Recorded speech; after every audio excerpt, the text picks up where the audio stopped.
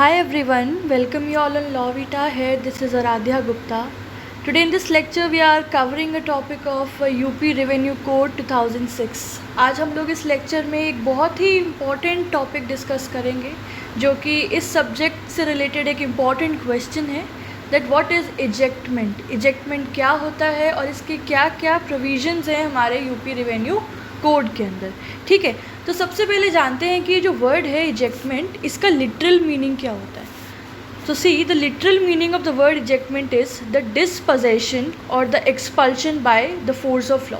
मतलब सिंपल भाषा में है कि किसी भी व्यक्ति को उसकी लैंड से डिस्पोजेस करना, मतलब उसको बेदखल कर देना, लेकिन bye the force of law. ठीक है, यहाँ पे लॉ का इन्फोर्समेंट किया जा रहा है और उसी की मदद से किसी पर्सन को इजेक्ट किया जा रहा है या फिर डिस्पोजेस किया जा रहा है फ्रॉम दी लैंड। ठीक है, इस चैप्टर के अंदर इजेक्टमेंट से रिलेटेड बेसिकली 4 एस्पेक्ट्स हैं, हम उन्हीं को डिटेल में डिस्कस करेंगे इन दी फर्दर हेडिंग्स। पहला है the bhumidhar can not be ejected. ठीक है, जो भी एक particular class of tenure holder है भूमिधर की, वो इजेक्ट नहीं हो सकती। दूसरी चीज़ the ejectment of an asami. Asami का किस तरीके से इजेक्टमेंट होता है और किस तरीके से अगर कोई इलीगल मैनर में उसका इजेक्टमेंट करता है, मतलब उसको लैंड से बेदखल करता है, तो उसके क्या प्रोविजंस हैं। तीसरा कॉन्सेप्ट है ejectment of a person having a possession with an authority और टाइटल ऑन लैंड।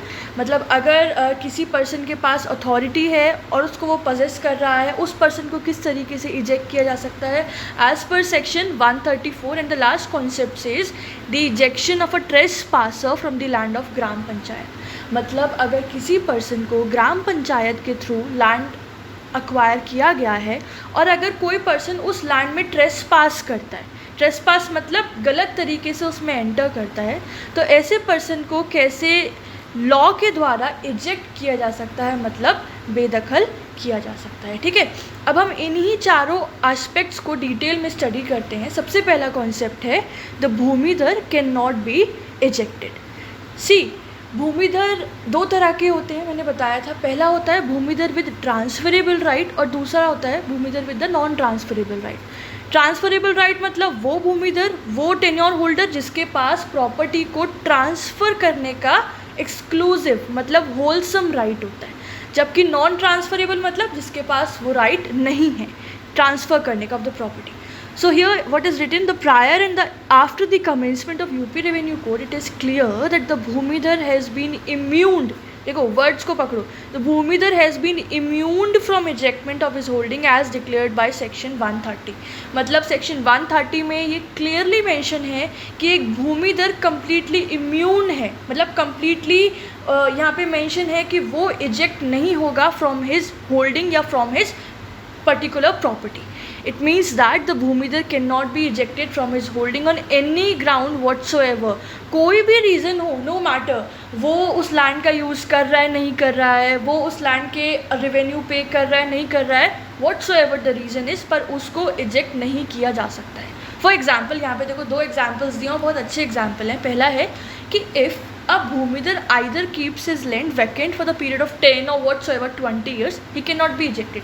पहला ये बोल रहे कि लेट्स से भूमिधर के पास लैंड था पर 10 साल हो गए, 20 साल हो गए, वो उसका कुछ यूज़ ही नहीं कर रहा है, उसकी लैंड वैकेंट है, तो भले ही वो यूज़ नहीं कर रहा है नो मैटर, लेकिन आप उसको किसी भी ग्राउंड पे इजेक्ट नहीं कर सकते।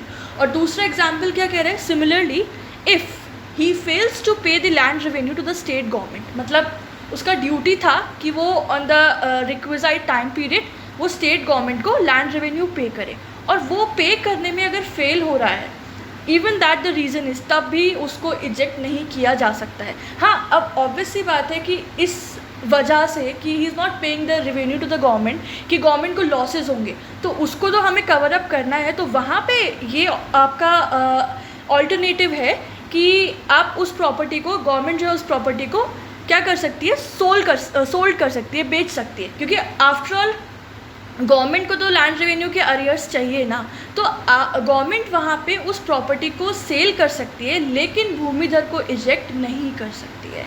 ठीक है, तो आई होप आप लोगों को ये कॉन्सेप्ट समझ आ रहा होगा। इसको समझने के लिए एक केस यहाँ पे ऐड किया गया है, that's a very good case, the case of Lakshmi Pratap versus assistant collector of 1966. What is being held here? The Bhumidhar can surrender and abandon his right from the land, then his legal rights of Bhumidhar shall be seized and the land would vest in the favor of the state government and his privilege of claiming the immunity of non-ejection is lost. देखो बहुत अच्छी बात कही है कि अगर भूमिधर ने अपनी स्वेच्छा मतलब अपनी खुद से अपने खुद के नोशन पे अगर लैंड को सरेंडर कर दिया या अबंडन कर दिए अपने राइट्स लैंड से रिलेटेड, तो वहाँ पे उसके लीगल राइट्स ऑफ भूमिधर तो ख़त्म हो गए ना, सीज हो गए। तो अब लेटर ऑन वो प्रॉपर्टी किसके पास चली गई? बाय इप्सो फैक्टो वो स्टेट गवर्नमेंट के पास चली गई। तो अब वो क्लेम नहीं कर सकता कि मैं इजेक्शन नहीं होगा मेरा, या मतलब वो जो इजेक्शन का कॉन्सेप्ट था ना वो वहीं के वहीं ख़त्म हो गया, बिकॉज उसने अपने सारे राइट्स खुद से सरेंडर कर दिए। ठीक है, तो ये है case of Lakshmi Pratap versus assistant collector. तो ये हमारा पहला एस्पेक्ट, पहली हेडिंग हो गई that the bhumidhar can not be ejected. ठीक है, अब आगे बढ़ते हैं दूसरा कॉन्सेप्ट, और ये बहुत ही इंपॉर्टेंट और थोड़ा डिटेलिंग कॉन्सेप्ट है, द इजेक्टमेंट ऑफ आसामी। जैसे मैंने बताया था there is a 4 classification of tenure holder. अगर आप लोगों ने मेरा लास्ट लेक्चर पढ़ा होगा क्लासेस ऑफ टेन्योर होल्डर का, तो उसमें जो 3rd कैटेगरी थी दैट वाज आसामी। तो अब यहाँ पे एक सेक्शन 131 कहता है कि आसामी का इजेक्शन हो सकता है। Let's read it. An asami of the land can be evicted on the suit if he is allocated the land by gram panchayat और बाय द भूमिधर। 2 एस्पेक्ट है कि अगर उसको लैंड ग्राम पंचायत के थ्रू अलॉट की गई थी या फिर उसको वो लैंड बाय भूमिधर अलॉट की गई थी। अगर इन दोनों लोगों के द्वारा अगर अलॉट की गई है तो उस कंटेक्स्ट में आसामी जो है उस लैंड से एविक्ट हो सकता है। पहली बात, the ejectment of an asami is based upon certain conditions. अब ये 6 कंडीशंस हैं which will be discussing further, जिसमें ये है कि किन किन कंडीशंस पे आसामी इजेक्ट यानी कि अपनी लैंड से बेदखल हो सकता है। देखिए, पहला, the interest of asami in the land has been extinguished under the provisions of code, कि कोड में ही जो प्रोविजंस मेंशन है उसके विदिन आसामी का इंटरेस्ट ख़त्म हो चुका है। जब उसका इंटरेस्ट ख़त्म हो गया तो वो उस लैंड से डिस्पोजेस किया जाएगा। क्लियर। दूसरी बात, if the right of asami was year to year and the set period has already been lapsed. अब देखो, अब जैसे आसामी क्या होता था, हमने पढ़ा था आसामी था कि किसी को land for a time period दी गई है उसके फॉर एग्जांपल कल्टीवेशन पर्पसेस के लिए या और कोई एग्रीकल्चरल एक्टिविटीज़ करने के लिए। अब वो फॉर एग्जांपल 1 साल के लिए दी गई थी, अब वो 1 साल का समय पूरा हो गया तो वहाँ पे उसका जो राइट था ओवर द पर्टिकुलर होल्डिंग वो ख़त्म हो जाता है, लैप्स हो जाता है। तो वहाँ पे जो गवर्नमेंट है उस आसामी को उस लैंड से एविक्ट कर सकती है। तीसरा, the Asami has use the land in violation of the conditions of the purposes other than the agricultural. अब देखो, फॉर एग्जाम्पल आसामी को तो लैंड दी गई थी एग्रीकल्चरल पर्पसेस के लिए, मतलब उसने ये बोला कि मुझे ये लैंड चाहिए, मैं इस पर एग्रीकल्चरल एक्टिविटीज़ ही करूँगा सिर्फ, ठीक है, मैं कल्टीवेशन ही करूँगा। लेकिन उसने क्या किया, जैसे ये सारे एग्रीमेंट्स हो गए उसके बाद उसने उसका वायलेशन किया और उसने उस लैंड पे कोई और यूटिलाइजेशन किया, तो कहीं ना कहीं उसने टर्म्स एंड कंडीशंस का वायलेशन किया and that is what the reason कि वहाँ पे उसका एविक्शन हो सकता है। ठीक है। 4th ground is the land was let out by bhumidhar suffering from certain disabilities and the disabilities have finished or he wants to do the cultivation personally on the land. अब there is also a condition कि अगर जैसे मैंने बताया था कि land या तो आसामी को ग्राम पंचायत देगी या भूमिधर देगी, तो अगर भूमिधर ने लैंड दी किस कंडीशन में कि आसामी कुछ सर्टेन डिसेबिलिटीज़ से सफ़र कर रहा था। अब जैसे ही उसकी वो डिसेबिलिटीज़ पूरी फिनिश हो गई, ठीक है, दे आर ओवर नाउ, तो वहाँ पे उसका एविक्शन होना is genuine with in the provisions of the code. या फिर अब वो चाह रहा है कि मैं अपने खुद के एस्पेक्ट पे या पर्सनली वो लैंड में कल्टीवेशन करे, तो उस सिचुएशन में भी उसको एविक्ट किया जा सकता है।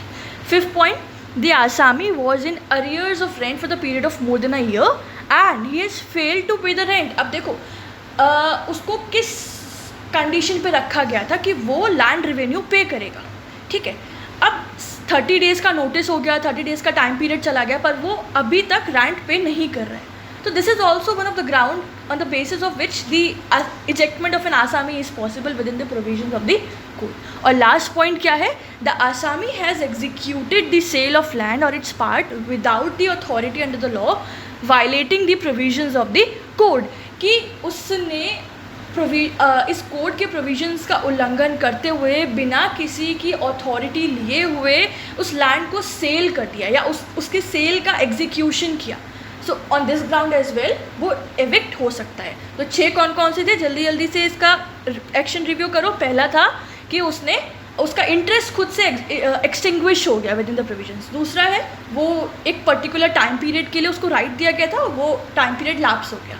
तीसरा उसने उस एग्रीमेंट के कंडीशंस को वॉयलेट किया. चौथा उसने कुछ सर्टेन डिसेबिलिटीज़ पे उसको भूमिधर ने लैंड दिया था और वो डिसेबिलिटीज़ अब ख़त्म हो गई. फिफ्थ उसको अरियर्स ऑफ रेंट पे करने थे पर वो पे करने में फेल हो गया. और लास्ट क्या है, उसने क्या एग्जीक्यूट किया था, execution of the sale of land without the authority of any authorised person within the provisions of the code. ठीक है, तो ये 6 ग्राउंड्स पे आसामी इजेक्ट हो सकता है with in the provisions of the UP revenue code. ठीक है, आई होप आप लोगों को समझ आ रहा होगा. कॉन्सेप्ट बहुत सिंपल है, बस दिमाग खोल के समझना है चीज़ों को. ठीक है, the notice for ejectment of Asami is not necessary prior to the filing of the suit, and in the same suit Bhumidhar और ग्राम panchayat can claim the recovery of rent as the case may be. यहाँ 2 बातें बोली है. पहली चीज़ ये कि ज़रूरी नहीं है कि अगर हम इस आसामी के एविक्शन के लिए या इजेक्टमेंट के लिए जो हम लोग सूट फाइल कर रहे हैं द स्टेट गवर्नमेंट और सम अदर पार्टी, तो उसका प्रायर नोटिस दिया जाए, ऐसा नेसेसरी नहीं है. और दूसरी बात, जैसे मैंने ऊपर बताया ना कि अगर भूमिधर ने या ग्राम पंचायत ने लैंड दी और वो एक पर्टिकुलर अरियर्स ऑफ रेंट पे दी थी पर वो रेंट पे करने में फेल हो गया, तो वहाँ पे सूट जो है उसमें ग्राम पंचायत या भूमिधर एज अ पार्टी वो रिकवरी ऑफ रेंट भी क्लेम कर सकते हैं. ठीक है, तो ये आपके नोशंस हो गए रिगार्डिंग द इजेक्टमेंट ऑफ आसामी. और सेक्शन कौन सा था सेक्शन 131. अब हम ये जानते हैं, देखो इसमें एक कॉन्सेप्ट और है जिसको ऐड करना was equally important for the framers of this particular code, कि ऐसा भी तो बहुत से सर्कमस्टांसेस में होगा जब आसामी को रॉन्गफुली इजेक्ट किया जाएगा, गलत तरीके से, out of the provisions of this code. तो वहाँ पे आसामी को कुछ रेमेडीज़ तो इंश्योर की जाएंगी ना. सो वही रेमेडीज़ प्रोवाइड की गई हैं सेक्शन 134 के अंदर. ठीक है, let's read it. Amongst the 3 tenure holders, the interest of Asami is the most inferior. ये बात मैंने पहले भी बताई थी कि जो चारों क्लासेस है ना टेन्योर होल्डर की, उसमें जो आसामी का इंटरेस्ट है वो सबसे इन्फीरियर माना जाता है. तो कहीं ना कहीं he is the weakest tenure holder. And it's a very common feature of an Asami that he holds his land at the pleasure of his landholder. वो या तो अगर ग्राम पंचायत दे रही है या फिर भूमिधर दे रहा है तो वो अपने प्लेजर पे दे रहा है, वो भी एक कुछ सर्टेन कंडीशंस के साथ, टर्म्स के साथ और ए पर्टिकुलर टाइम पीरियड के साथ. तो बेसिकली वो जो आसामी लैंड होल्ड कर रहा है ना, it is only because of the pleasure of his land holder, right.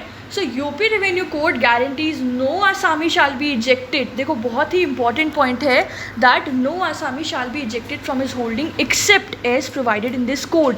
कि जैसे इस यूपी रेवेन्यू कोड के प्रोविजंस में प्रोवाइडेड है उसके अलावा किसी भी और तरीके से आसामी का इजेक्शन नहीं किया जाएगा from his holding.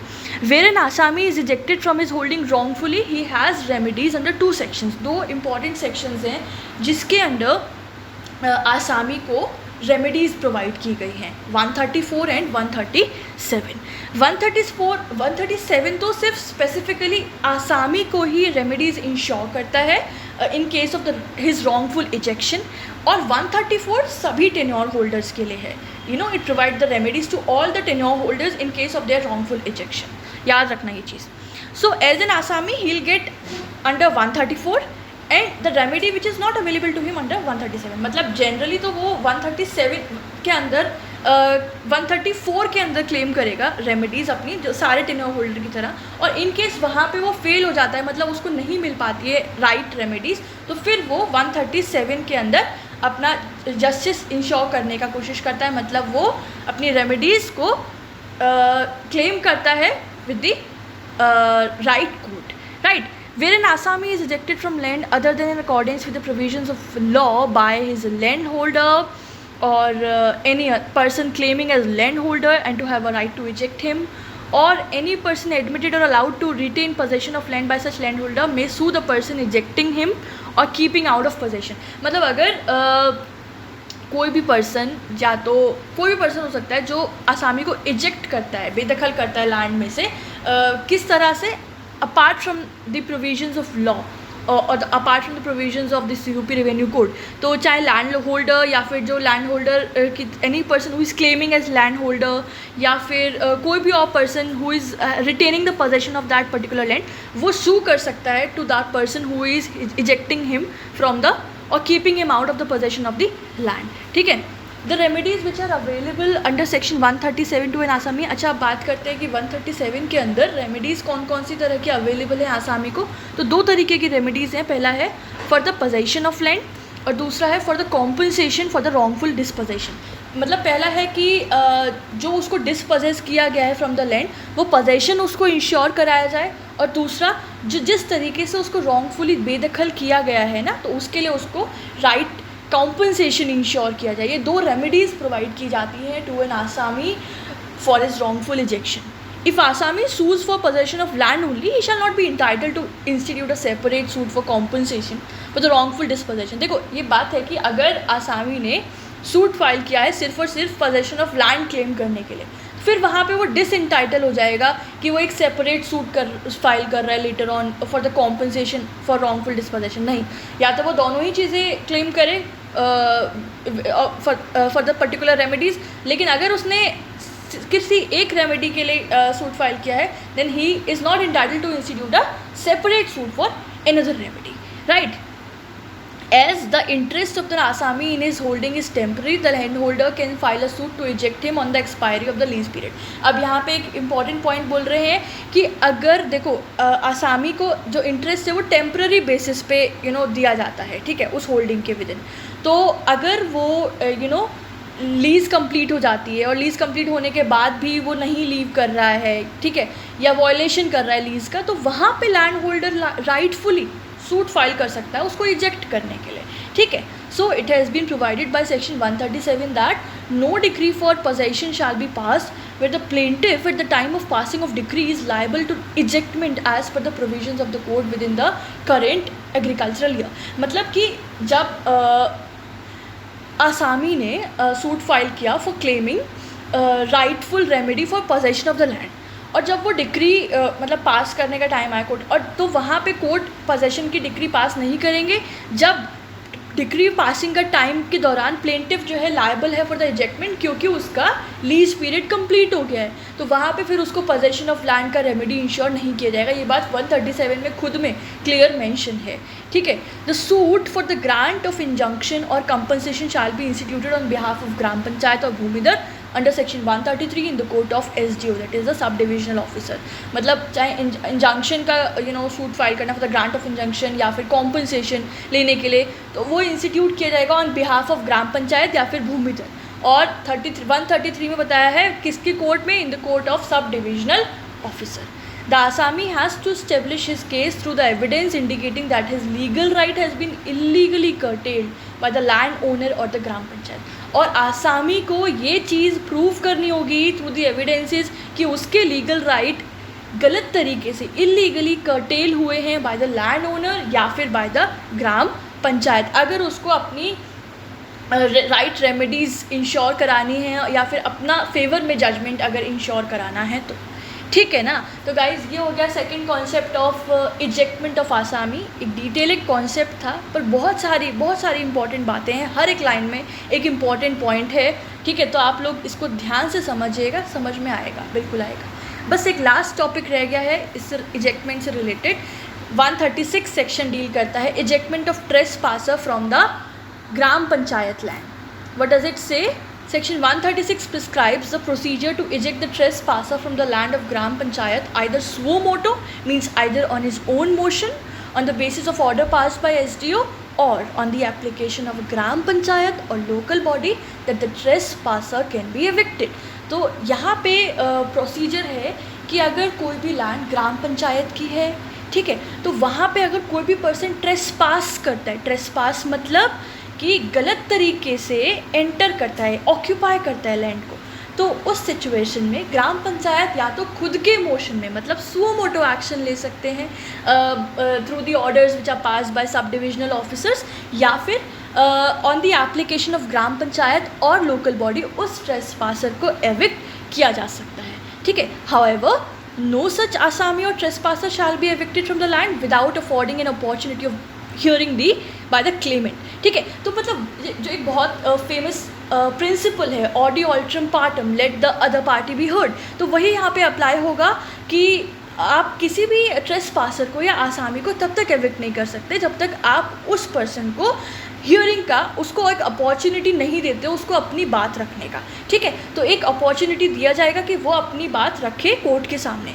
After passing the order by SDO, no use of force against a trespasser be imposed if he refuses to vacate the land.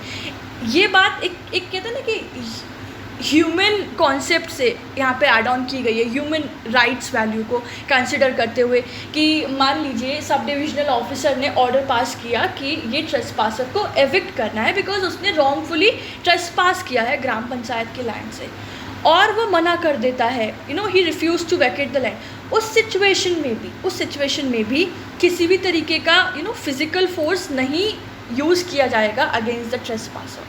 The word trespasser has not been defined in the code. However, it means a person who has been occupied the land without any, title or lawful right. मतलब although code में explain नहीं है कि ट्रेसपासर कौन होता है, लेकिन कोई भी वो व्यक्ति जिसने बिना किसी लीगल या लॉफुल या राइट के या टाइटल के लैंड को ऑक्यूपाई करा है, वो पर्सन ट्रेसपासर कहलाता है, ठीक है।